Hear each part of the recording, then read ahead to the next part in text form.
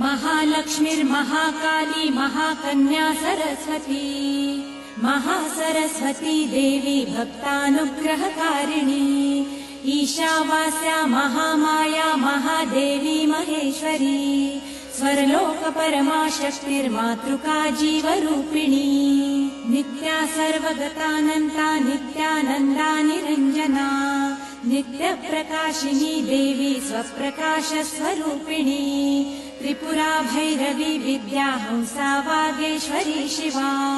वाङ्मात्रा च महारात्रिः कालरात्रि त्रिलोचना महाकाली कपाली सा महागौरी तिलोत्तमा काली कराली विक्रान्ता कामाक्षी कामदा शुभा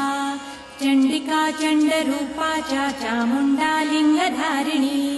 त्रैलोक्य विजया देवी त्रैलोक्य विजयोत्तमा सिद्धलक्ष्मी।